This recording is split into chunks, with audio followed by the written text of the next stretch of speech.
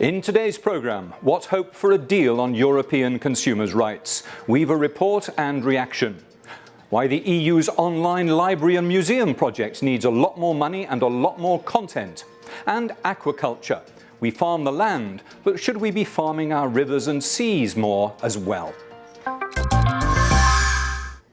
Hello and welcome to this edition of EuroparlTV News. We begin with consumers' rights. An ambitious plan left over from the last Commission would give shoppers equal rights from Finland to Malta. But political agreement is proving hard to come by. Andreas Rogel has more. The choice is made, the contract signed. But what if the product turns out to be faulty? Strong consumer rights are dear to anyone who ever experienced the need for them.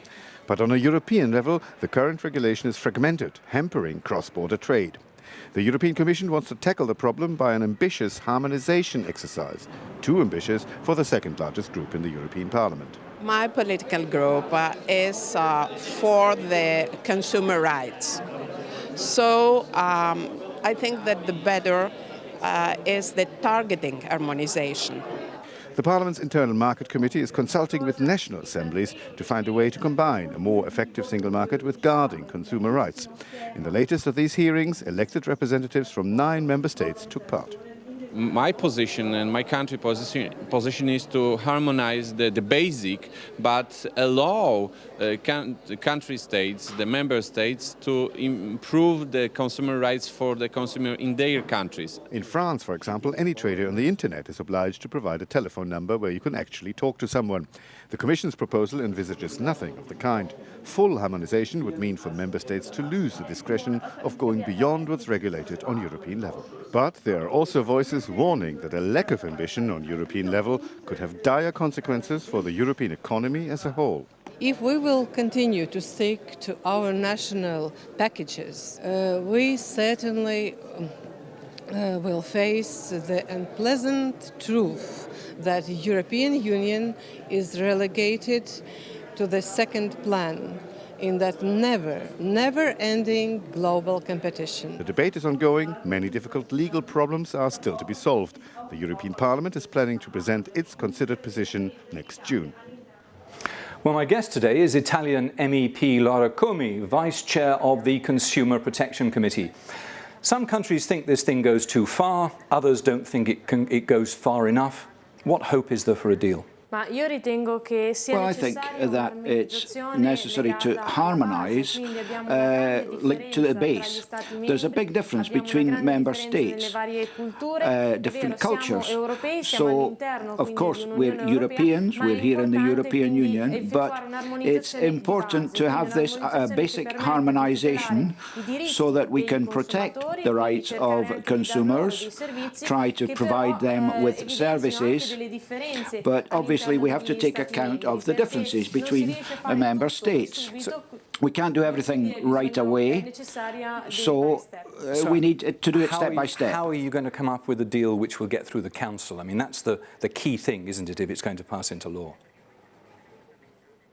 Yes, of course. I think that the first step might be a harmonisation on internet, e-commerce, because there's no physical barriers or cultural barriers, or not so much in that area. So that might be the first aspect. We have broadband, it's growing all the time. We need to harmonise across member states. That would be the first step. If this directive fell in the same way that the famous Bolkestein directive fell, what would that mean for Europe's consumers?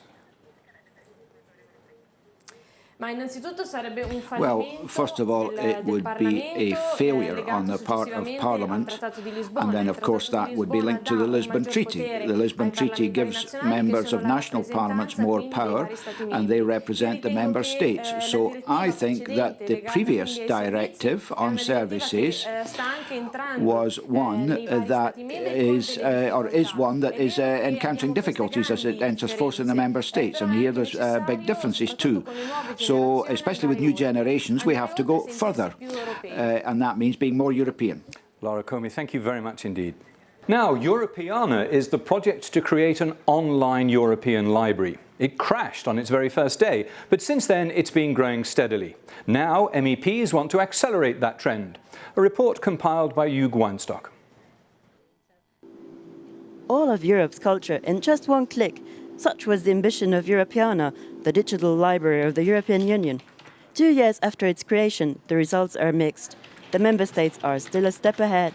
And yet, Europeana brings together hundreds of thousands of digitized images, text, sounds and videos that can all be accessed through an internet portal. MEPs have reaffirmed their interest in the project and encouraged the states to invest more in it. What's important for Europeana is, of course, that there is a wealth of cultural diversity, scientific diversity in Europe. And it's important that member states contribute to its being available online through Europeana to all European citizens, but also to other citizens, because we have the World Wide Web available for us. In 2008, 4.6 million European works were accessible free of charge thanks to the Europeana portal. In 2010, internet users should be able to consult more than 10 million pieces. It's to a certain extent a political fight against the monopoly of Google. It's not about the good idea that what they did with Google, but it's because of the fight on the e-book settlement with Google that they scan books with the infringement of copyright, especially European rights holders. And that is what we don't accept. Eastern European countries have contributed the least amount of digitized content to the project. France, on the other hand, has provided over 50% of the online library's content. MEPs are hoping for a better balance in the future. A message passed down to the member states. Now the rest of the news, starting with paternity leave. Debating fathers' rights. Dads want to spend time with their kids too, and they want Europe's help. MEPs have been examining parental leave for almost a year. After dozens of proposals and amendments, this question is still in the air. A decision on parental leave could be left up to national governments. A non-binding committee vote this afternoon has given fathers 2 weeks' leave.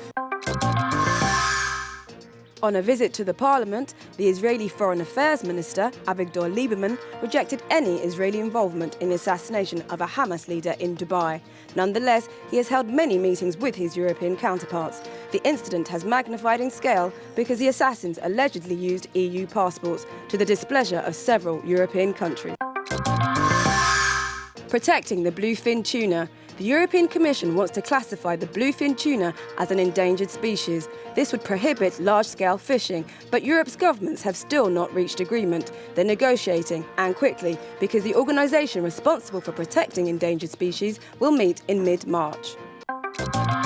And finally, aquaculture, or fish farming if you prefer. We don't usually hear much about it, but that may be about to change. Julie Martin reports. Half of the mussels, crustaceans and fish on display in our shops come from farms. Fish farming is booming worldwide. Everywhere, that is, except the European Union, where production is stagnating. Europe produces only 1/3 of what its citizens consume. The rest is imported. To better understand the situation, the European Parliament's Fisheries Committee has called in specialists from around the EU to discuss the sustainability of aquaculture. What we would expect of the European Parliament would be to assist the profession to have, or this enabling environment to be able to develop, understanding that we have specific subsectors, and I would say assisting us in the communication of the benefits of aquaculture within Europe. Professionals in the trade believe that Europe must rid the obstacles to growth. For example, water areas must be fairly distributed between fishing, tourism and port activities. The bureaucratic paper trail is also holding back the sector's development. In Italy, you need something like 12 different licenses to operate a fish farm. But certainly we know that integrating that, say, for example, into a one-stop shop would be much more efficient. Strict rules on environmental protection are also shackling the sector, which finds it difficult to compete against the less ecologically minded Asian and South American markets.